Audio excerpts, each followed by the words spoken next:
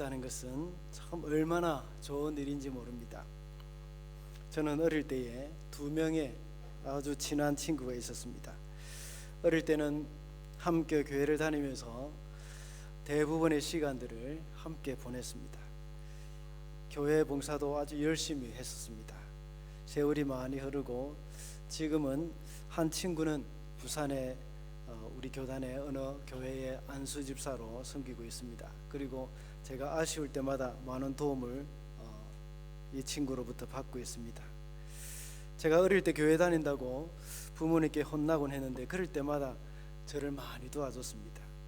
어떤 때는 하루는 아버지께서 저를 심하게 이렇게 매질을 하실 때에 그 친구가 몸을 던져서 저 대신 맞아주기도 하고 그랬습니다. 그리고 제가 집에서 쫓겨날 때는 그 친구의 집에서 이렇게 가서 먹고 자고 지내기도 하고, 또 제가 아주 힘이 들 때는 나의 둘도 없는 그런 친구가 되어줘서 참 저를 잘 위로해 주었습니다. 또 다른 친구는 우리 세 명이 늘 학창 시절에 같이 다녔는데, 또 한 친구는 지금 신앙생활을 하지 않고 있습니다.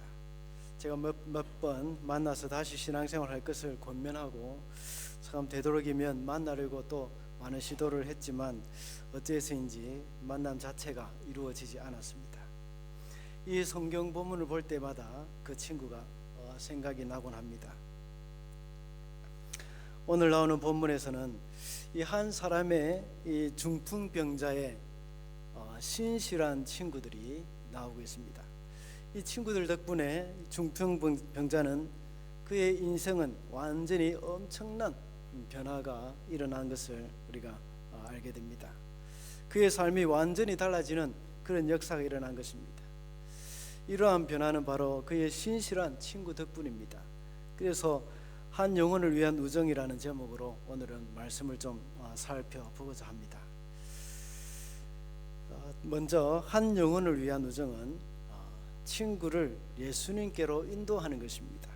18절 19절 말씀 보면 한 중풍병자를 사람들이 침상에 메고 와서 예수 앞에 들여놓고자 하였으나 무리 때문에 메고 들어갈 길을 얻지 못한지라 지붕에 올라가 기와를 벗기고 병자를 침상째 무리 가운데로 예수 앞에 달아내리니 하고 말씀하고 있습니다.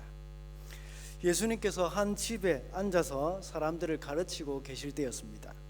그때 그 집에는 사람들이 너무 많아서 정말 빼곡히 들어차 있었습니다. 모두가 예수님의 가르침을 받고 병고침을 받기를 원했던 것입니다. 그런데 그 중에는 그렇지 않은 사람들도 있습니다. 바리새인과 서기관 그런 사람들은 예수님의 가르침이 갈급해서 거기 앉아 있었던 것이 아니라 그것을 어떤 꼬투리를 잡기 위해서 그곳에 앉아 있었던 것입니다. 그때 한 병자를 사람들이 침상채로 메고 와서 예수님 앞으로 데려가기를 원했습니다. 그렇지만 사람들 때문에 들어갈 길을 얻지 못했습니다. 그때 그 친구들은 이 중풍병자를 지붕 위로 데리고 올라갔습니다. 그리고 그 친구를 침상째 예수님 앞으로 달아내렸던 것입니다. 그 친구들은 그의 병든 친구를 예수님께 인도하는데 참 굉장히 창의적인 방법으로 거기에 성공을 했던 것입니다. 지붕에 올라가서 귀화를 듣고 침상을 내려보냈다는 말이 우리나라 상황을 볼 때에, 한국의 상황을 볼 때에 참 이해하기 어려울 수도 있습니다. 그러나 이스라엘의 가옥 구조를 이해하면 쉽게 이해가 됩니다. 이스라엘 지붕은 그 위에서 산책도 할 수 있고 명상, 기도 이런 것들이 가능한 장소로 사용됐습니다. 그 정도로 평평하고 좀 넓적했습니다. 그래서 사도행전 10장 9절에 봐도 베드로가 기도하러 지붕에 올라갔다 하는 그런 말이 있습니다. 그곳으로 올라간 그들은, 그 중풍병자의 친구들은 지붕의 일부를 뜯어내고 구멍을 만들어서 이 중풍병자가 누워 있는 채로 이렇게 침상으로 예수님께 달아내릴 수 있도록 했습니다. 본문에서 기와로 번역되어 있는데 이 말은 점토, 진흙 이런 것들로 만든 것으로 어떤 지붕 위에다가 여러 가지를 덮어서 그 위에 점토로 이렇게 이겨서 붙여 놓은 것입니다. 그리고 그것을 벗기고 라고 번역되는 그 단어는 이것을 뚫고 통과하여 하는 그런 의미를 가진 전치사입니다. 디아라는 그런 말이죠. 디아, 헬라어로 디아라는 말입니다. 침상을 메고 온 그 친구들은 나뭇가지와 지프로 엮은 후에 진흙을 발라서 덧발라서 만들어진 그 지붕의 일부를 조심스럽게 뜯어내고 그로 인해서 생긴 그 구멍에다가 침상째 그 환자를 달아내린 것입니다.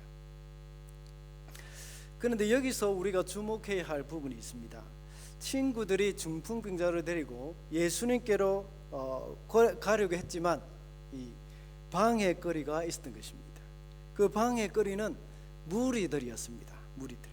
무리가 너무 많아서 예수님께로 그 사람을 데리고 갈 수가 없었던 것입니다. 우리도 때로는 이 친구들을 주님께로 인도하는 데 있어서 방해거리가 있습니다.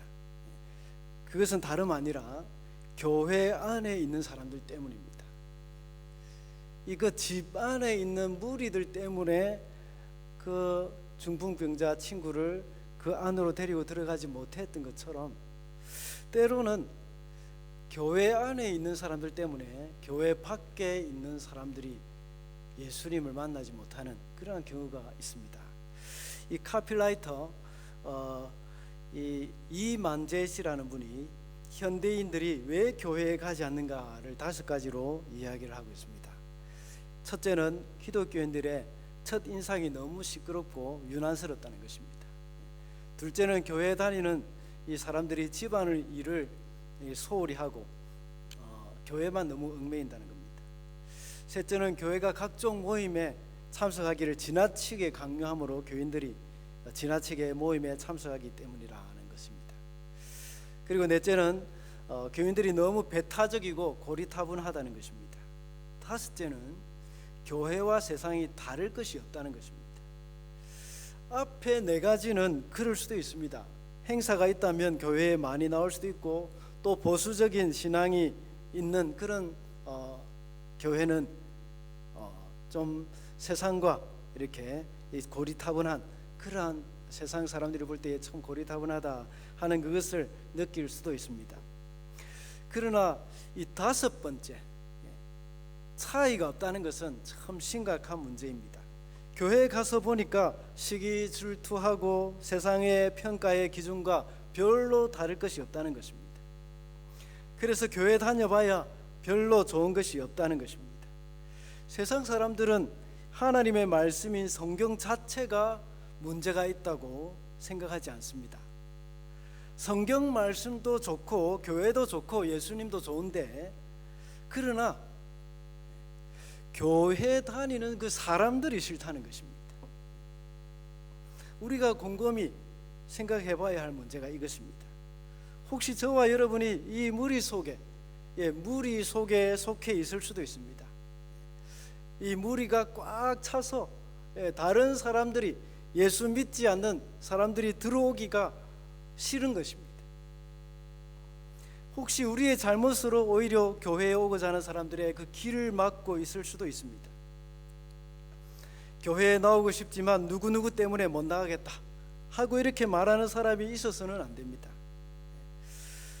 우리는 오늘 본문에 나오는 이 사람들은 이런 어려운 상황 가운데서 이 친구를 침상째 지붕으로 올라가서 지붕을 뚫고 병든 친구를 주님 앞으로 인도했던 이 친구들을 참 보면서 많이 배워야 하는 것입니다. 이 친구들은 다른 사람들은 오히려 이 다른 사람들 때문에 이 친구가 교회로 들어오지 못하고 예수님을 만나지 못했지만 이 네 명이라고는 분명히 나와져 있지 않지만 보통 4명이라고 생각하겠죠. 이 친구들은 정말 어떤 방법을 쓰든지 이 예수님 앞에 이 친구를 데리고 나오고 싶다는 것입니다. 그래서 간절한 마음으로 지붕까지도 뚫고 예수님을 만나게 해 주었던 것입니다. 우리도 주님 앞에서 우리가 정말 사랑하는 친구가 있다면, 또 정말 간절하게 이 친구가 예수님을 만나기를 원하는 사람이 있다면, 정말 이 사람을 주님 앞으로 데리고 나올 수 있는 그런 은혜가 필요합니다. 둘째로, 한 영혼을 위한 우정은 친구의 영육간의 필요를 채워줍니다. 20절과 25절 말씀 우리 함께 읽어보시겠습니다. 시작.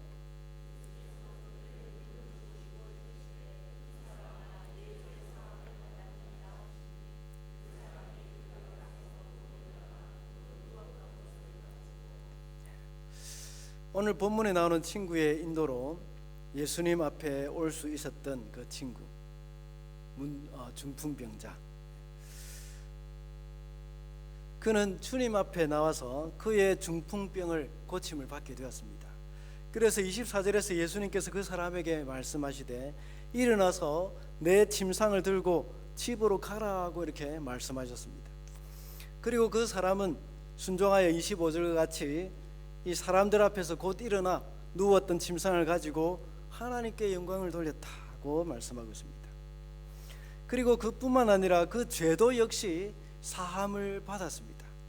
예수님께서 죄 사함의 선포를 하셨습니다. 사실 구약 시대에는 의사가 없었습니다. 어떤 특정한 질병이 생기면 그 질병에 대해서 제사장이 진단을 내렸습니다.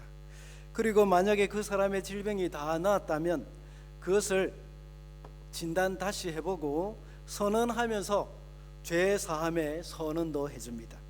그뿐만 아니라 구약의 제사장은 하나님과 백성의 중재자였기 때문에 하나님 대신에 이 죄 사함을 선언해 주기도 했습니다.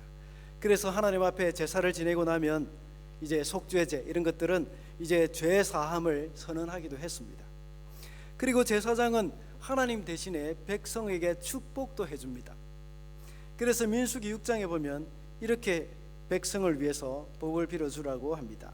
아론과 그의 아들들에게 말하여 이르기를 너희는 이스라엘 자손을 위하여 이렇게 축복하여 이르되 여호와는 내게 복을 주시고 너를 지키시기를 원하며 여호와는 그의 얼굴을 내게 비추사 은혜 베푸시기를 원하며 여호와는 그 얼굴을 내게로 향하여 드사 평강 주시기를 원하노라 할지니라 하라.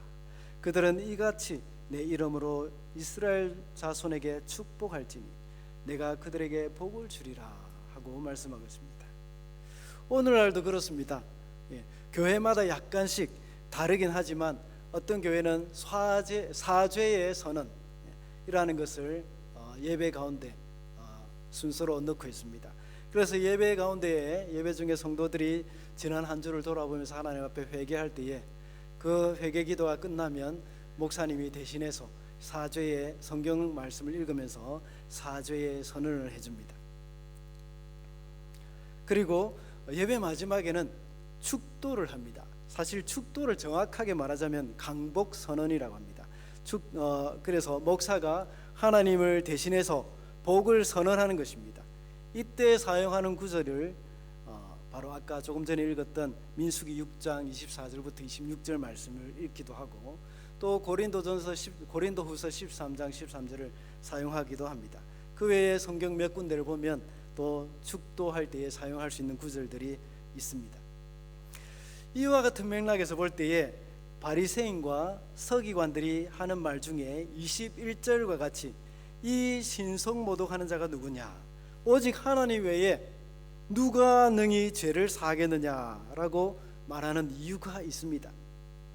그것은 하나님 외에 제사장이 사죄의 선언을 하는데 예수님은 제사장도 아니면서 사죄의 선언을 하는데 그것을 가리켜서 불경하다고 판단했던 것입니다. 그래서 더 나아가서 예수님께서 23절에서 말씀하시기를 예수께서 그 생각을 아시고 대답하여 이르시되 너희 마음에 무슨 생각을 하느냐, 내 죄 사함을 받았느니라 하는 말과 일어나 걸어가라 하는 말이 어느 것이 쉽겠느냐 하고 말씀하는 것입니다. 이것은 제사장의 입장에서 볼 때에 그렇다는 겁니다. 제사장의 입장에서 볼 때에 당연히 내 죄 사함을 받았느니라 하고 말하는 것이 쉬운 것입니다. 그렇지만 예수님은 하나님이시기 때문에 제사장을 통해서가 아니라 직접 이 사람의 죄를 용서해 주실 수 있는 그런 분이시라는 것입니다. 이와 같이 한 영혼을 위한 우정, 이것은 친구의 육신의 질병, 이것뿐만 아니라 또 그 사람의 영혼의 문제, 죄의 문제도 역시 예수님 앞에서 해결받게 되어졌다는 것입니다. 우리가 친구들을 주님 앞에 나올 때에 데려오는 것은 그냥 우리의 몫입니다. 물론 그 사람이 주님 앞에 나오게 하는 것도 역시 하나님이 하시는 일이고 성령께서 하시는 일입니다. 그리고 나서 왔을 때에 그 사람이 예수님을 믿을지 안 믿을지 이것은 성령께서 하시는 일이기 때문에 우리는 그 사람을, 친구를 데리고 오면 되는 것입니다. 종종 제가 이야기했던 적이 있습니다. 5명에게 전도해가지고 5명을 다 데려오는 것, 이거 참 하나님이 기뻐하실 것입니다. 그렇지만 100명에게 전도를 예수 믿자고 이렇게 교회 가자, 예수 믿으라고 이렇게 이야기를 했지만 그렇게 많은 열매를 맺지 못하고 1-2명 정도, 어떤 경우에는 아무도 오지 않을 경우도 있을 것입니다. 그렇다면 하나님께서 어느 것을 더 귀하게 여기실까요? 예수를 믿게 하든지 믿지 않게 하든지 이것은 하나님이 하실 일입니다. 우리가 전도하는 것은 우리의 몫이지요. 그래서 우리는 늘 우리가 해야 할 일과 하나님이 하셔야 할 일들, 이런 것들을 우리가 구분해서 우리가 할 일에 최선을 다하면 되는 것입니다. 그래서 우리가 그들을 주님 앞에 인도했을 때에 그들이 죄 사함을 받든지 그리고 육신의 필요를 체험을 받든지 이것은 바로 주께서 하실 일이라는 것을 우리는 기억해야 합니다. 우리가 주께로 그 친구들을 인도할 때에 바로 하나님께서 이 사람들의 문제를 해결해 주실 수도 있다는 것을 우리는 기억해야 합니다. 그리고 또 반대로 해결해 주실 수도 있지 않다는 것도 기억해야 합니다. 그렇지만 이것은 내가 해야 할 일이 아니라 바로 주께서 하실 일이기 때문에 내가 할 수 있는 것은 바로 주께로 인도하는 것이라는 것을 우리는 기억해야 할 것입니다. 마지막으로 한 영혼을 위한 우정은 하나님께 영광을 돌리게 합니다. 25절 26절 다 같이 읽겠습니다. 그 사람이 그들 앞에서 곧 일어나 그 누웠던 것을 가지고 하나님께 영광을 돌리며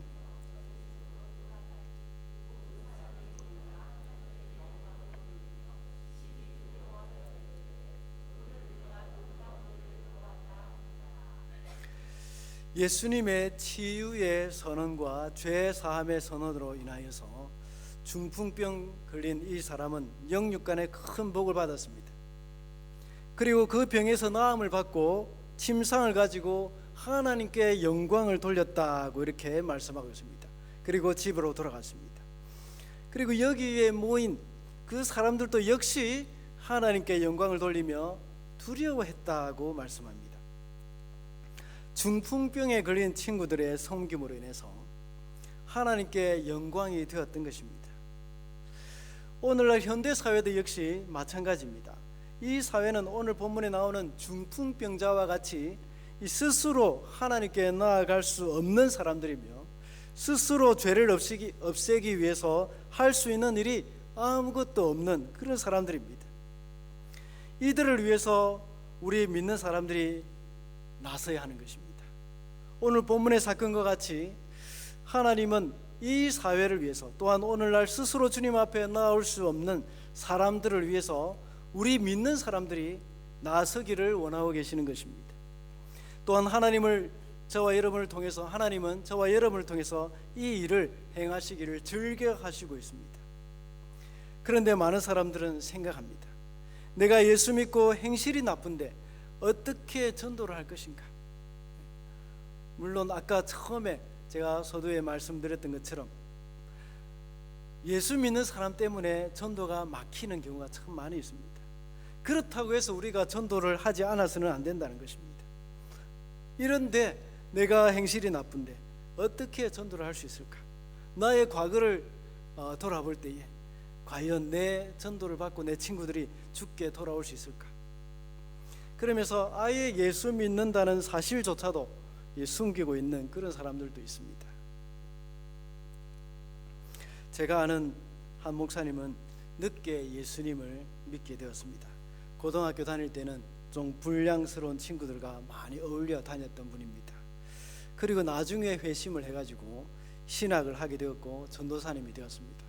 전도사님이 되었을 때는 이제 고등부를 담당하게 되었습니다. 고등부 학생을 데리고 시내에 가서 이 거리전도, 노방전도를 하고 있었습니다. 그때 마침 고등학교 그 친구들을 만나게 된 것입니다.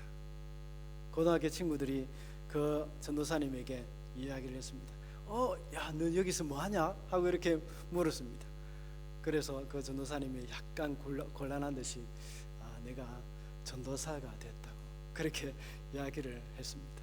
그러니까 그 친구가 아주 막 크게 웃으면서 네가 전도사면 나는 하나님이다 하면서 이렇게 이야기를 하고 웃으면서 가버렸다는 겁니다.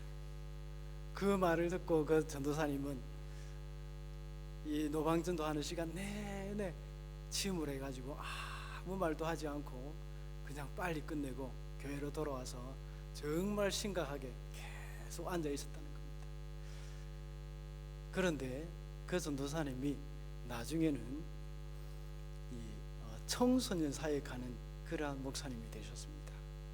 그 부산 지역에 제가 사역하는 그 동안에 저도 그때 청소년 사역 고등부를 담당하고 있었는데 그 목사님이 선교단체를 설립해가지고 매주 목요일마다 집회를 열어서 청소년들을 초청해서 엄청난 사역을 했었습니다.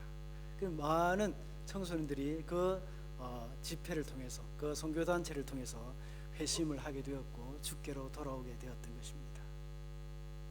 참 하나님께서 이것을 보면서 얼마나 기뻐하셨을까요? 이 목사님이 만약에 거기서 정말 낙심하고 내 과거를 자기의 과거를 생각하면서 거기서 주저앉아 버렸다면 하나님께서는 그 목사님을 통해서 영광 받지 못했을 것입니다. 그러나 그 목사님이 다시 일어났기 때문에 하나님께서는 그 목사님을 사용하셔서 많은 청소년들을 주께로 오게 했고 또한 그것을 통해서 하나님께서는 영광 받으셨던 것입니다. 우리가 우리의 친구들을 주님께로 인도할 때에 하나님은 비로소 우리를 통해서 그 일을 통해서 영광 받으신다고 오늘 성경은 말씀하고 있습니다. 말씀을 맺겠습니다. 지난 10월 13일에 제가 주일날 소그룹 전도에 대해서 특강을 할 때 드린 말씀이 있습니다. 전도에 대한 잘못된 신화가 있습니다. 그것은 전도는 나 혼자 하는 것이다. 전혀 모르는 사람에게 한 번만에 설득시켜서 데려온다는 생각입니다. 이것은 잘못된 생각입니다. 그러나 오늘 본문의 말씀을 볼 때에 나 혼자 하는 것이 아닙니다. 본문을 보면 한 중풍병자를 사람들이라고 복수로 말씀하고 있습니다. 그들이 데리고 왔다는 것입니다. 그리고 이 본문을 볼 때에 중풍병자를 데리고 온 사람들은 전혀 몰랐던 사람이라고 할 수 없습니다. 이미 중풍병자를 잘 알고 있던 사람들임을 우리가 짐작할 수가 있습니다. 그리고 한 번에 설득시켜서 데려온 것이 아니라 이 사랑의 실천을 통해서 데려온다는 것을 알 수가 있습니다. 이것이 바로 한 영혼을 위한 우정입니다. 한 영혼을 위한 우정은 친구를 예수님께로 인도하고 또 그렇게 함으로써 그들의 영육간의 필요를 채워주고 하나님께 영광을 돌리게 하는 것입니다. 그래서 이번 새생명 전도잔치 때도 힘을 합하여서 한 사람을 주께로 인도하면서 하나님께 영광을 돌리게 되는 그런 저와 여러분이 되시기를 바랍니다. 기도하겠습니다. 하나님 아버지 감사합니다.